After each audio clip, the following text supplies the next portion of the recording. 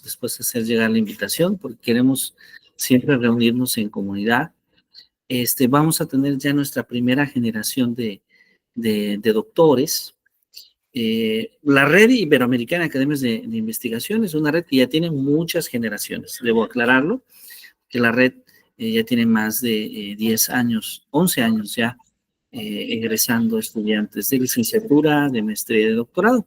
Sin embargo, muy especialmente el campus Morelia va a tener nuestra primera generación. Ya tenemos fecha para la entrega de títulos, que será el 27 de septiembre. Y si todo marcha bien, ya también tenemos lugar.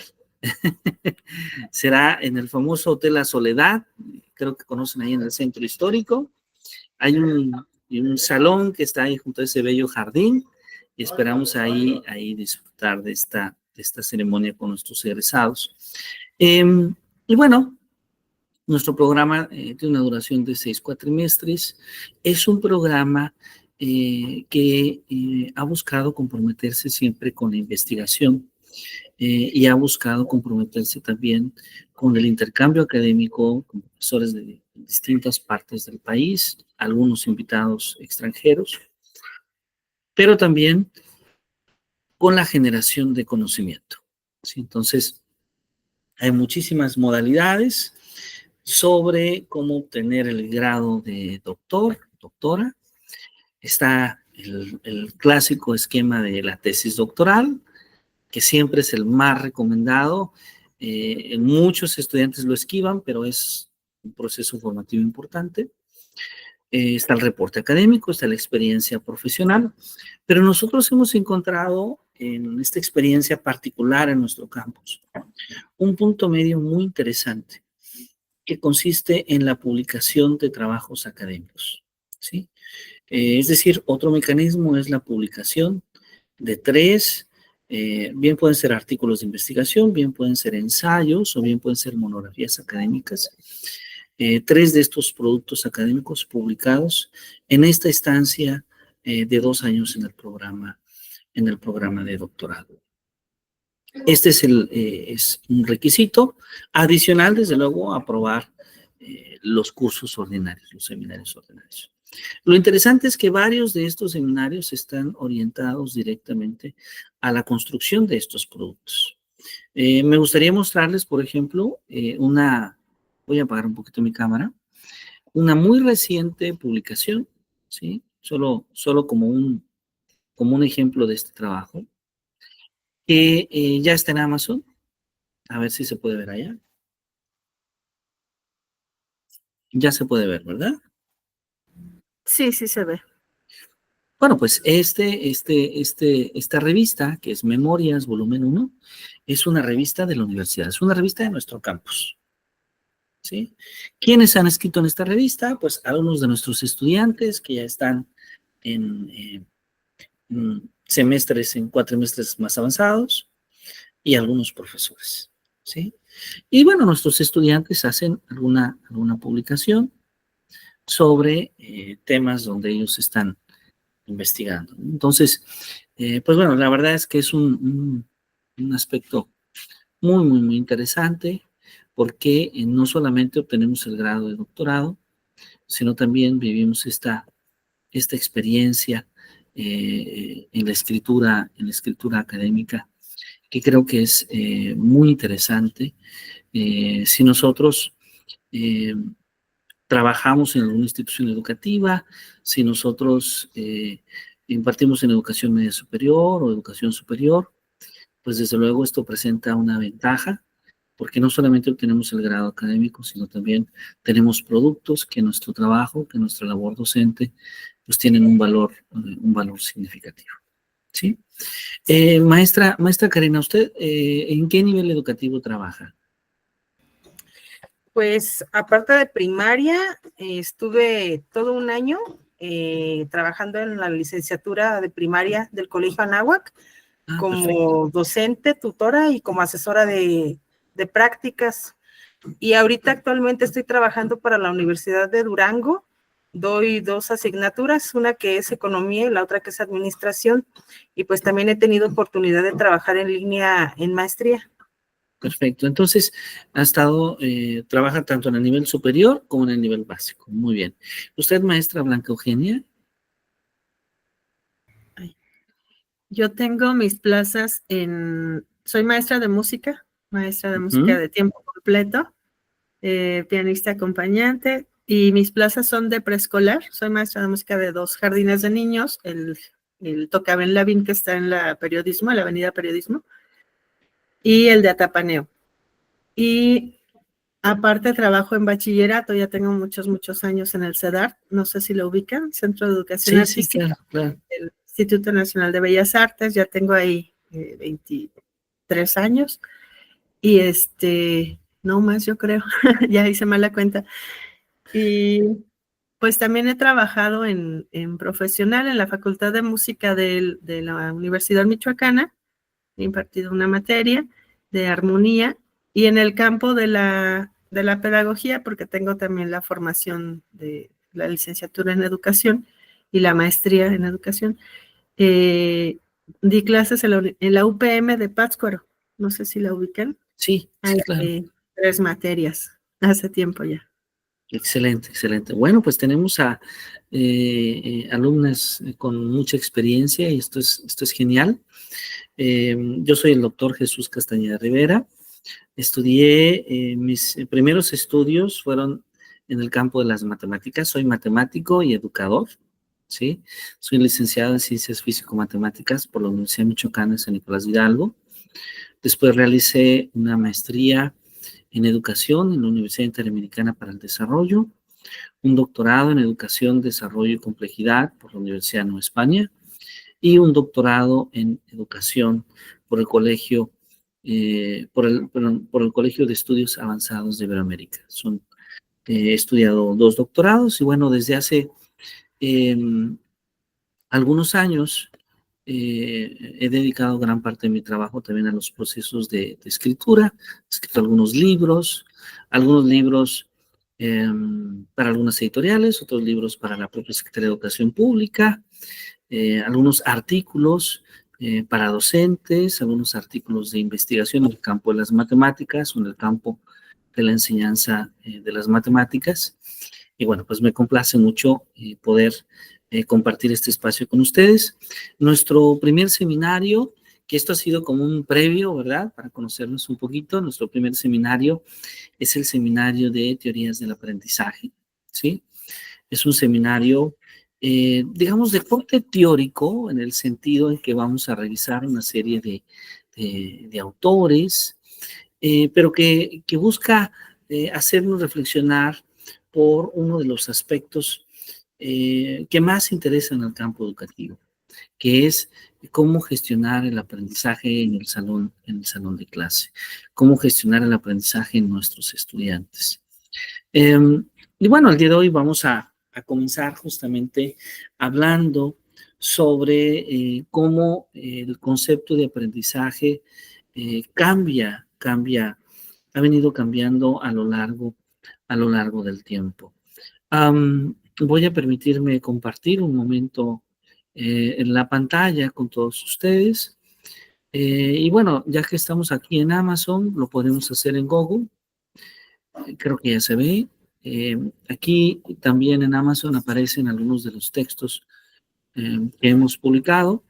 Y hay un libro publicado del 2000, en Amazon aparece en el 2023, pero en realidad es que se subió un poco después. Es un libro más bien del año 2021, que se llama Introducción a las teorías del aprendizaje. Es un libro que tuve el gusto de escribir. Y bueno, este es un libro que voy a permitirme utilizar como cabecera para este seminario. Es un libro que pueden encontrarlo también en Internet, pueden encontrarlo en Amazon, pero también pueden encontrarlo en Google Play Books. Y con la aplicación de Google Play Books en el celular o en la tablet es un libro gratuito. Pueden desde ahí tomarlo gratuito en la versión digital.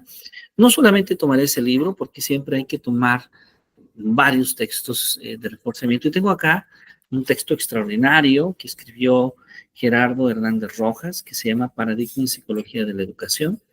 Este texto de la editorial Paidós es un texto donde el doctor Gerardo hace un análisis de los distintos paradigmas de la psicología educativa y se centra principalmente en analizar cuál es el papel del estudiante, el papel del profesor y cómo se puede conceptualizar los procesos de enseñar y los procesos de aprender. Además de estos dos libros, que son los que yo me voy a permitir utilizar como cabecera o como lecturas, hay un clásico que no se pueden perder, el libro de Hilgard y de Bower. Hilgard y Bower escribieron allá en los años 70 un libro que se llama Teorías del Aprendizaje. Y bueno, ¿qué les puedo decir del libro de Hilgard y de Bower? Estamos hablando del libro más completo de teorías del aprendizaje, probablemente de todos los tiempos. ¿Sí? Es un libro realmente extraordinario. El único defecto que tiene el libro es que después de la versión del 77 ya no hay otra versión. ¿Qué hicieron Hilgard y Bower? Ellos trataron de hacer una colección de todas las teorías del aprendizaje que había, pero con una fundamentación científica. Esto es muy importante, porque hay libros muy ligeros, inclusive mi propio libro es un libro que busca un poco analizar, pero tiene esta tendencia a ser un poco más ligero. Hilgard y Bower no. Hilgard y Bower es un libro que está pensado para profundizar en los detalles de cada teoría. Y por allá en los años 70 escribieron un libro muy completo, el más completo de su tipo. Lamentablemente las teorías de los 70 en adelante pues no están incluidas porque ya ellos no escribieron una segunda versión, ya eran mayores y no tenemos una segunda versión y ni tampoco tenemos un libro tan completo como ese libro. Para que nos demos una idea, es un libro de más de 1000 páginas con detalles de cada una de las teorías existentes. El libro del doctor Gerardo es un extraordinario libro, muy completo también, y bueno, me permitiré utilizar este libro, Paradigmas en Psicología de la Educación, del doctor Gerardo Hernández Rojas, y el propio de Introducción a las Teorías del Aprendizaje como base para las lecturas. Muy bien. Bueno, entonces les recomiendo ampliamente, probablemente este libro, también lo puedan encontrar en internet si escriben el título del libro y ponen PDF. Entonces, ya son textos pues muy conocidos en el ámbito educativo y que, digamos, muchas personas, muchos estudiantes, algunos ya los han digitalizado y ya están por ahí en las redes. Maestra Karina, adelante, por favor. Sí, ¿nos puede compartir de nuevo los datos del libro del doctor Gerardo, por favor? Sí, claro que sí. Es Gerardo Hernández Rojas, él es el autor. El libro es Paradigmas en Psicología de la Educación, de Paidós Educador. La editorial Paidós, que es una editorial de mucho prestigio en el campo educativo, en el campo de la filosofía, en el campo de la lógica. Entonces, siempre Paidós es muy cuidadoso de lo que imprime. Entonces, la verdad es un extraordinario libro. Les recomiendo ampliamente la lectura. Ahora, si no tenemos estos libros, básicamente cualquier libro de teorías del aprendizaje nos va a ser de muchísima utilidad. Algún libro por ahí de la licenciatura también nos va a funcionar. Exactamente. Miren, ya alguien encontró el libro. Perfecto. Ok. Entonces, bueno, ya la maestra Blanca lo ha encontrado. Excelente. Sí, un muy buen libro realmente. Bueno, pues vamos entonces a entrar a la materia en esta primera sesión, que es una sesión introductoria. Muchas gracias, maestra Blanca, excelente. Entonces, el día de hoy vamos a hablar de algo que no tiene el libro, del doctor Gerardo, y que tampoco tiene el libro de Hilgard y Bower, ¿sí? Porque ellos toman como punto de partida el origen de la psicología experimental, porque es de la psicología experimental que se sigue el desarrollo de la psicología educativa, ¿sí? ¿Cuándo pasa esto? Bueno, temporalmente más o menos pasa a finales del siglo XVIII, principios del siglo XIX. ¿Sí? Estos son más o menos los tiempos en los que ocurren. Algunos de estos desarrollos se dan en Europa, otros se dan en los Estados Unidos. Sin embargo, yo les voy a hablar de las antiguas ideas del aprendizaje. Y entonces, las antiguas ideas del aprendizaje y la enseñanza, es decir, vamos a irnos mucho más hacia atrás y vamos a cuestionarnos si antes ya, pues había otros autores que se hicieron cuestionamientos sobre lo que significa enseñar, sobre lo que significa aprender. Y la respuesta que se tiene, que casi es inmediata, es que sí, ya había muchas otras personas que habían hecho alguna reflexión desde las épocas más antiguas. Y esto nosotros lo podemos ver porque básicamente cada cultura antigua tenía alguna concepción de educación. Podemos ver en la cultura egipcia, en la cultura babilónica, los fenicios, los chinos, los mayas, etcétera. Podemos encontrar siempre perspectivas sobre la educación. Sin embargo, vamos a centrar nuestra discusión en una cultura que probablemente va a ver la educación de una manera muy singular. Es decir, no solamente como esta colección de conocimientos o el desarrollo de habilidades para vivir en un sentido de poder hacer. Sí, es decir, no solamente en la idea de decir vamos a formarnos para ser guerreros o vamos a formarnos para hacer distintos oficios, sino que nuestra educación nos va a poder permitir reflexionar sobre el mundo. Y esta es una parte interesante porque va más allá del simple hecho de ver a la educación como una herramienta utilitaria para desarrollar conocimientos y habilidades. Bueno, voy a permitirme entonces utilizar una presentación para guiar nuestra discusión. Y esta presentación justamente nos habla de este aspecto que ya mencionaba con ustedes, de lo que vamos a llamar las primeras ideas sobre el aprendizaje y la enseñanza. Les agradezco mucho si me confirman, si ya se puede observar por allá. Sí, doctor, ya se ve muy bien. Excelente, muy bien. Bueno, entonces tenemos estas primeras ideas sobre el aprendizaje y la enseñanza. Bueno, habrá entonces que comenzar probablemente antes de centrarnos en este aspecto histórico, que es sumamente interesante también, en pensar, en repensar qué es lo que nosotros llamamos educación. Y bueno, habrá también que decir que desde luego al hablar de educación podemos encontrar no solamente una conceptualización, sino varias conceptualizaciones. Pero voy a permitirme tomar esta conceptualización que aparece en este momento, una conceptualización que ya otros autores mexicanos han propuesto, en la cual nosotros definimos a la educación como ese proceso que nos ayuda a facilitar y apoyar el aprendizaje. ¿Sí? Donde vemos a la educación como la adquisición de conocimientos, de habilidades, de valores, de creencias, de hábitos de un grupo de personas a otras. Donde vemos justamente cómo la educación es un proceso cultural, es un proceso biológico, que no solamente se produce a través del uso de la palabra, sino que también está presente en nuestras acciones, en nuestros sentimientos y en nuestras actitudes. Entonces, la educación va más allá de solamente las habilidades y los conocimientos, sino que se enriquece de las creencias, de los valores, de los hábitos, de los sentimientos, de las actitudes. La educación, en este sentido, como término, está ligada a dos términos importantes. Uno de ellos es el término que se llama el término educatio, ¿sí?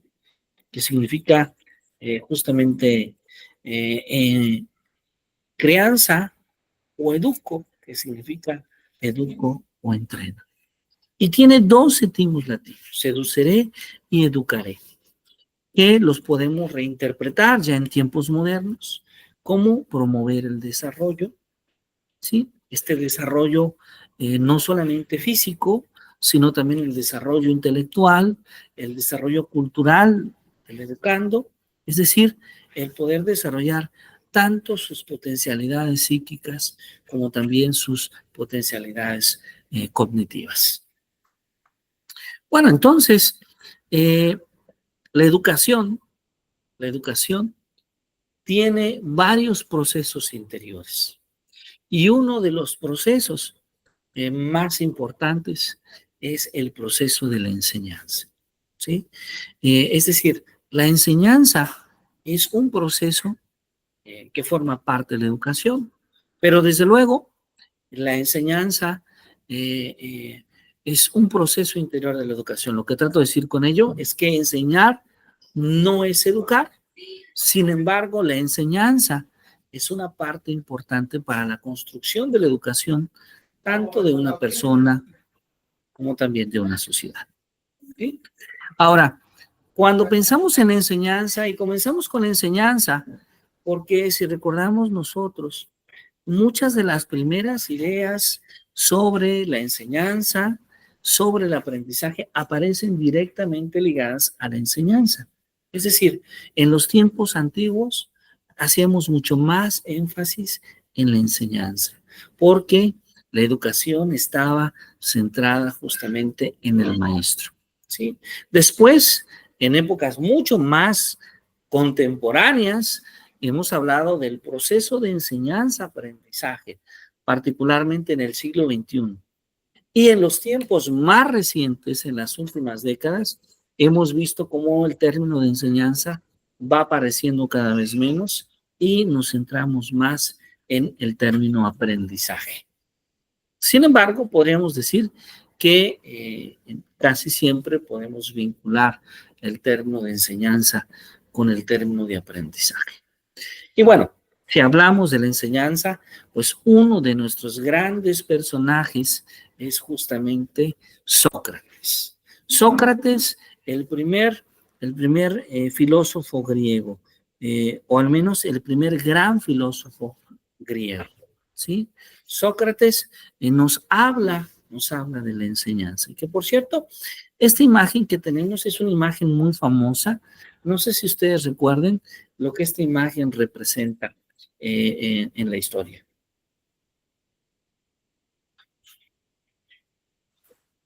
¿Mm? Adelante, por favor, adelante. Pues yo considero que tiene que ver con lo que representa la mayéutica, que era la forma en la que ellos llevaban a cabo la práctica de la educación, el diálogo.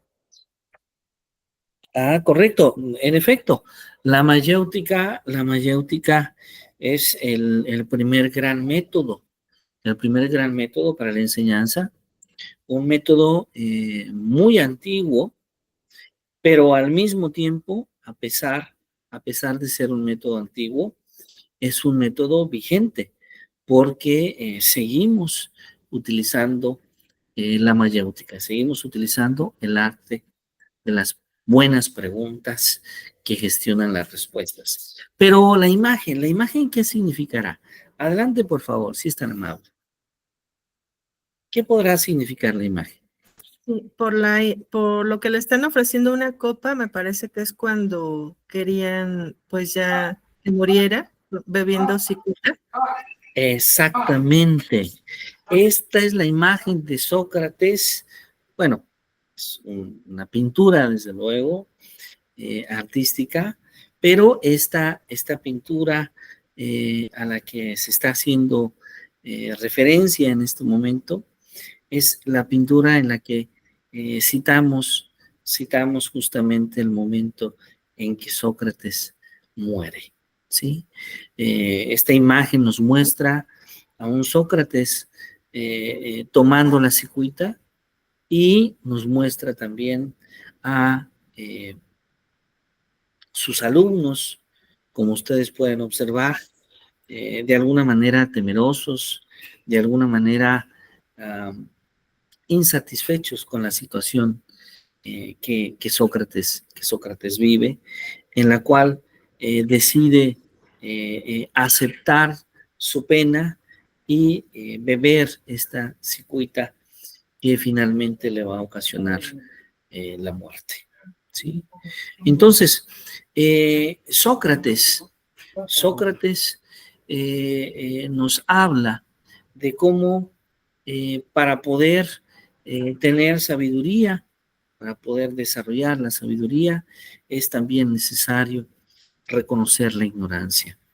Es en Sócrates donde encontramos la primer teoría de cómo enseñar.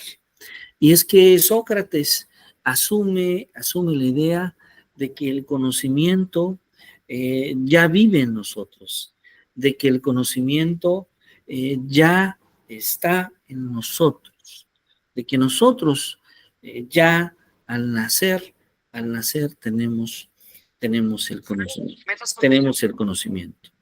Entonces, Sócrates nos dice que sí, el conocimiento ya está en nosotros, pero necesitamos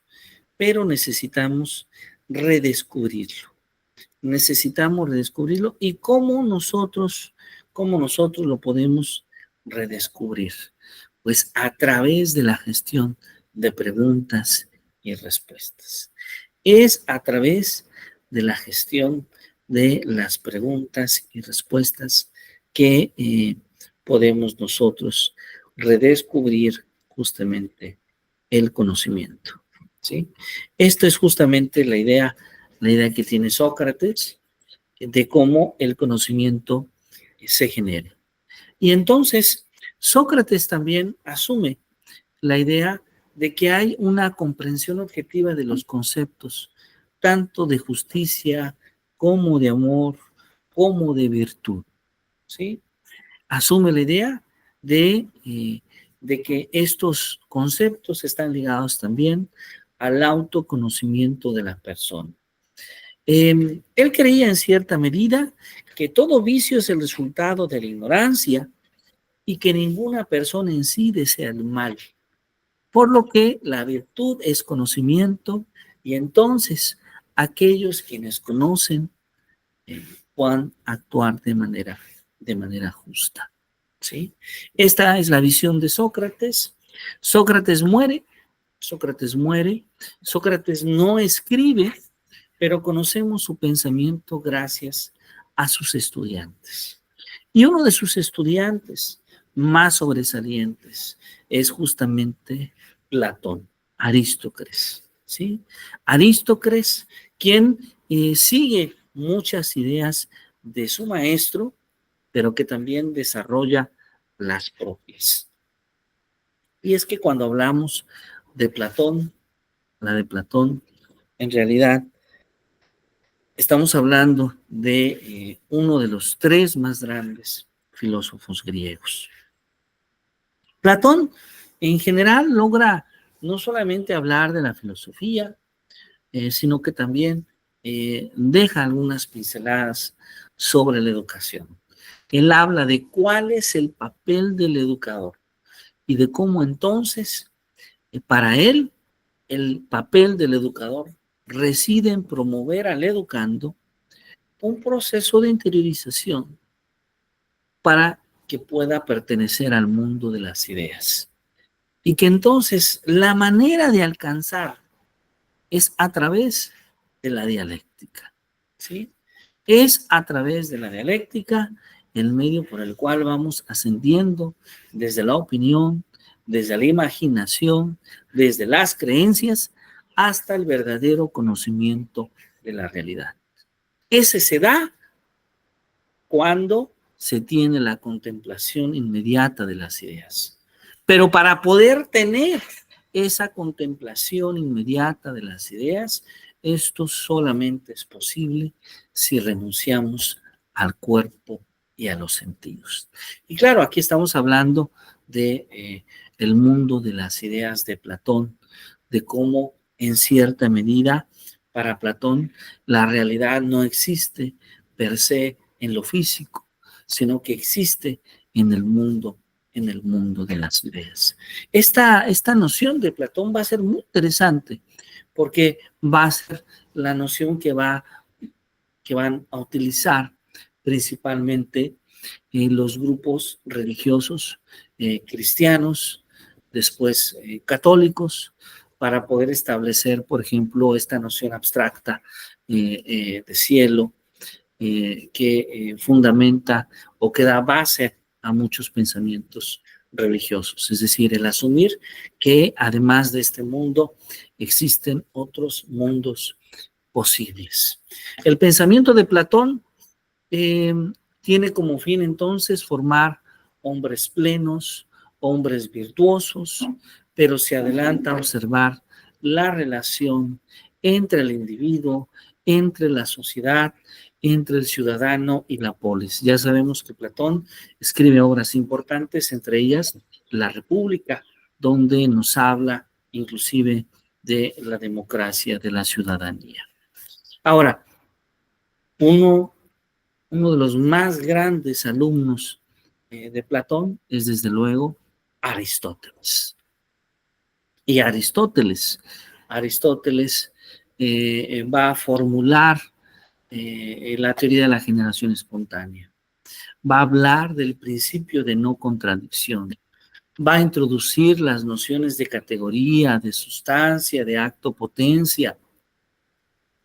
Aristóteles va a seguir una gran parte de las ideas de Sócrates y de Platón al referirse qué es la esencia, lo que define al ser, encontrando o concibiendo esta esencia como la forma, ¿sí? Que está unida inseparablemente a la materia y que juntas constituyen al ser, que es a su vez la sustancia. Pero a la hora de conocer la propuesta de Aristóteles va a ser muy distinta a la de Platón y a la de Sócrates. Porque para Aristóteles, nosotros conocemos el mundo a través de los sentidos. Para nosotros conocemos a través de la percepción. Y entonces, para Aristóteles tiene sentido el conocimiento de lo sensible.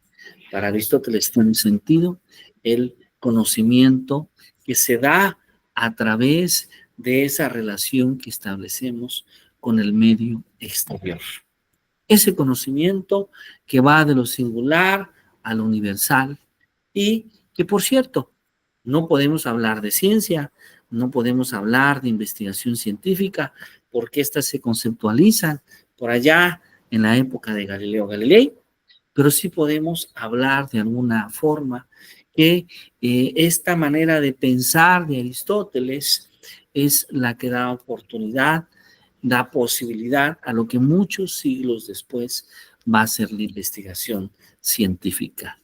Al asumir que entonces la realidad no es como la que dice Platón, no es el caso que hay otros mundos, sino que el mundo en el que conocemos es el mundo en el que vivimos y lo conocemos a través de la experiencia de interactuar con él y lo conocemos a través de los sentidos. Bien, ¿vamos bien hasta este punto, maestras? A ver, díganme si hay alguna duda, si tenemos alguna pregunta. Adelante, por favor. Hasta el momento todo bien, doctor, gracias. Todo bien, muy bien. Todo bien. Entonces, tenemos aquí estos tres que son los primeros tres grandes pensadores, ¿sí? Que son los primeros grandes pensadores. Sin embargo, la educación después del pensamiento aristotélico se detiene, pareciera que se detiene, pareciera que no encontramos muy distintas muy distintas propuestas a las que estamos citando. Pareciera que se detiene un poco estos procesos y entonces, entonces nos preguntamos si la educación, tanto la educación de Sócrates como la de Platón, como la de Aristóteles, va a ser el mismo tipo de educación que siga los siguientes siglos. Y una parte de ella sí, pero voy a permitirme dar un salto exobruto muy amplio en cuestiones temporales, porque nos vamos a ir desde la época griega hasta una época que toma relevancia nuevamente la educación, que tiene que ver con el periodo de conquista, que tiene que ver con ese periodo en el que los imperios como España, como Portugal, como Francia, como Inglaterra, conquistan al mundo, conquistan América, conquistan África, conquistan diversas regiones de Asia. Y entonces ahí nuevamente emergen personajes importantes en el campo educativo. Y emergen personajes importantes porque sobre todo en este periodo de conquista se da un proceso de colonización agresivo, un proceso de colonización que esencialmente consistió en aplicar nuevas formas de ser, nuevas formas de creer, nuevas culturas, tradiciones, costumbres, religiones sobre las culturas dominadas, sobre las civilizaciones dominadas. No hay demasiadas alternativas que no sea la muerte o que no sea empezar un proceso de aculturación que con el paso de los siglos se va a convertir en un proceso finalmente de colonización y de transferencia de las creencias de una cultura a otra. Sin embargo, todo todo este proceso que se da entre el siglo XV y el siglo XIII, XIV, XV y XVI, es un periodo de mucha violencia. Es un periodo de mucha violencia. Es un periodo donde los continentales, por llamar así a los que viven en América, por llamar así a los que viven en África, que no aceptan las nuevas culturas, la nueva cultura, son finalmente eliminados, son finalmente dominados y esclavizados. Y entonces surge un movimiento en el interior de la iglesia. Surge un movimiento en el interior de la iglesia que encuentra en la religión, que encuentra en la educación el medio para evitar la muerte de tantas personas. Así es como aparece Joan Amos Comenius, pero también en México y muy particularmente en la región purépecha, en la región de nuestros pueblos originarios, de una manera muy semejante, desde luego. Podría también citar a don Vasco de Quiroga. ¿Se acuerdan ustedes de la labor de don Vasco de Quiroga allá en el estado de Michoacán? Sí, doctor. Sí, doctor. Adelante, adelante, claro.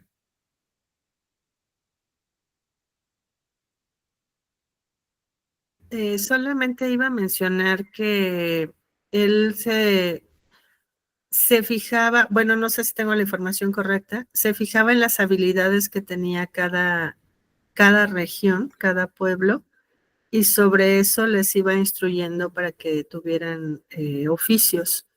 Entonces, claro que aunado al sometimiento de la religión, pero de un modo más didáctico, digamos.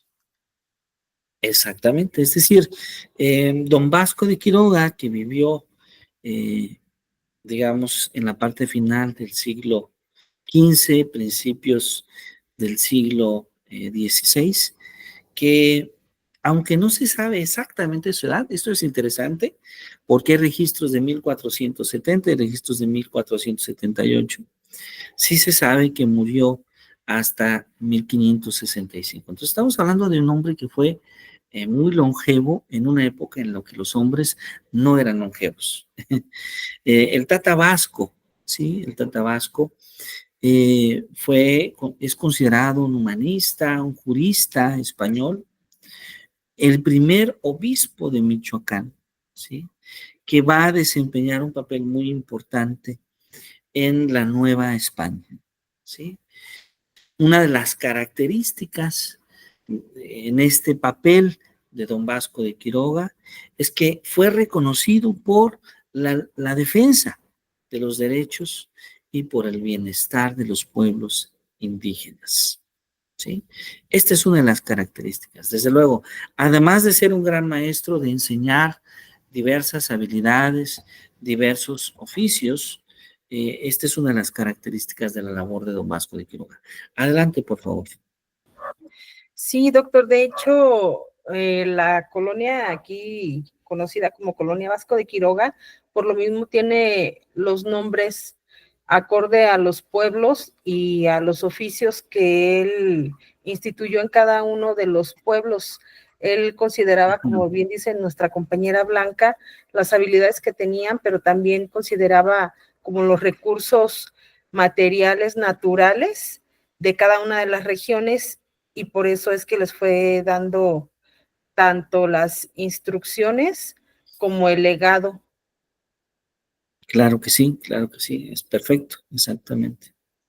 Ahora, esta labor, sí, adelante, por favor, adelante. No, pensé que estaba puesta la manita y quería quitarla, pero la puse otra vez. Adelante, doctor. Ok, sí, no se preocupe. Ahora, esta labor es muy interesante porque quiero platicarles que primero es don Vasco de Quiroga, ¿sí? Y mucho tiempo después, bueno, un poco tiempo después, en el siguiente siglo, podríamos decir casi a la muerte de don Vasco de Quiroga, unos cuantos años después, nace Joan Amos Comenius, ¿sí? Y Joan Amos Comenius va a ser un personaje universal, ¿sí? Tan universal que es justamente conocido como el padre de la pedagogía, ¿sí? Comenius fue filósofo, fue teólogo, fue pedagogo, ¿sí? Y tuvo ideas revolucionarias para esa época, ¿sí?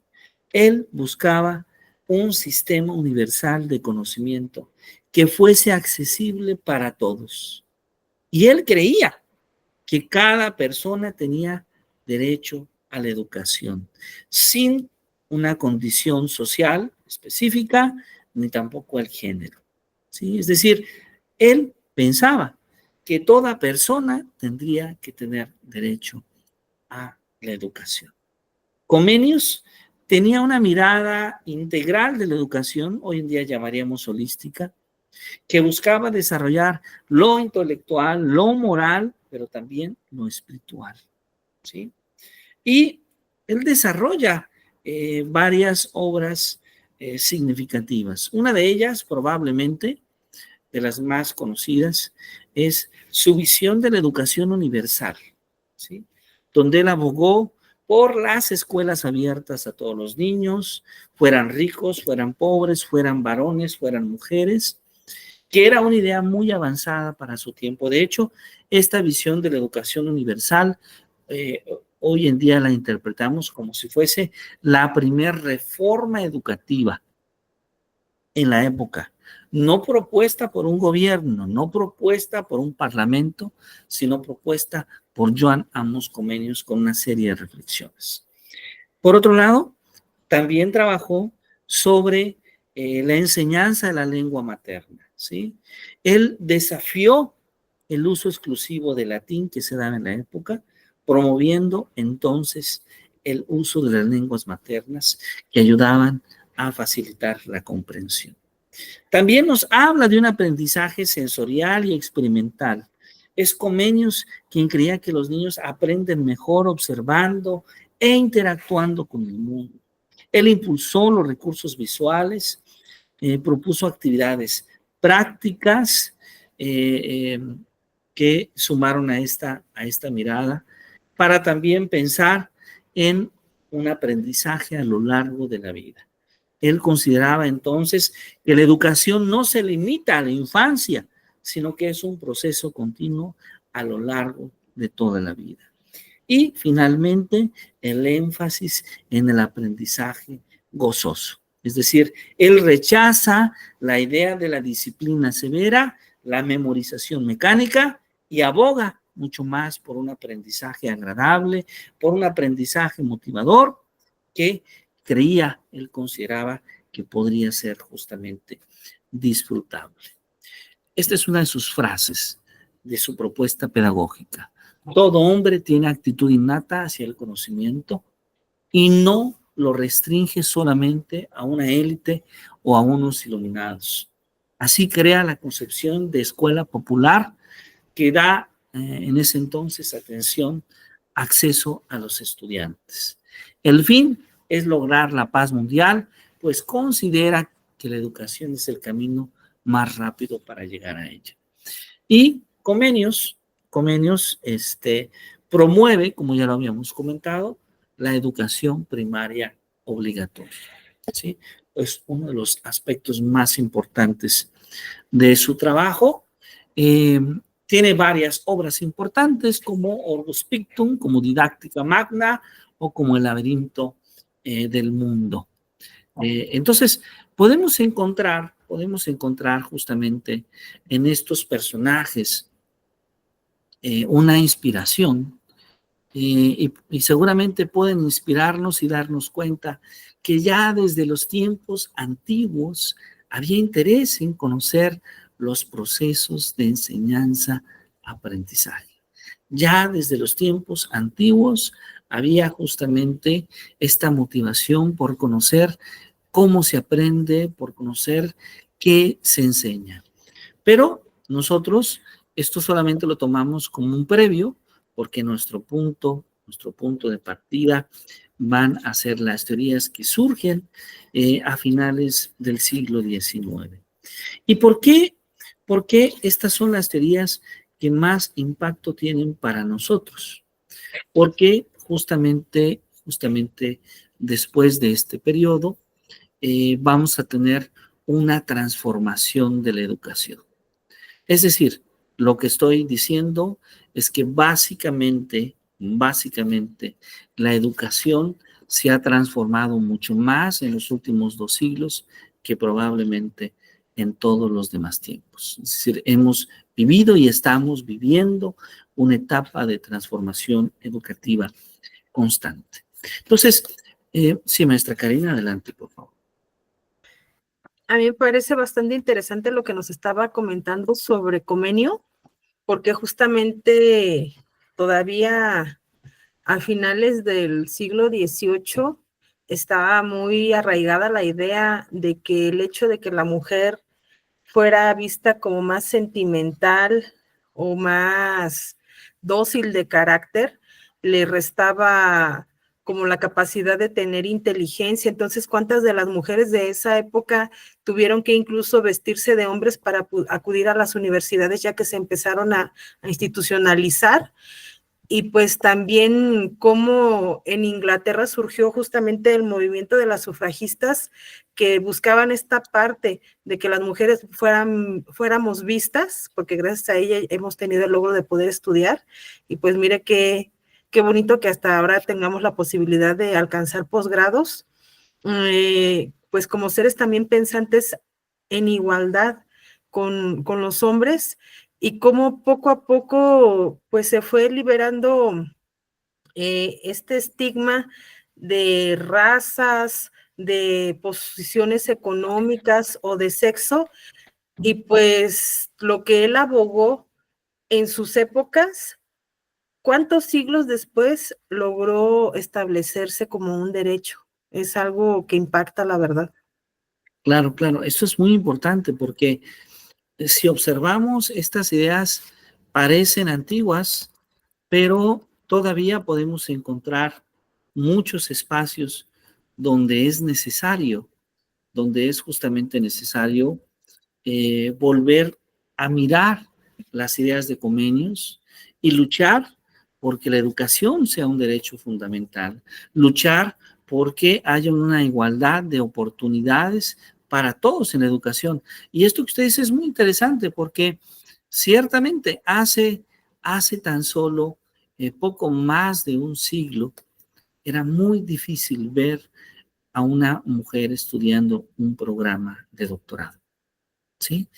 Hoy en día, sobre todo en el campo educativo, podemos observar cada vez a más mujeres que estudian programas de doctorado y eso es algo extraordinario, porque eso es algo que realmente necesitamos. Vamos entonces a explorar.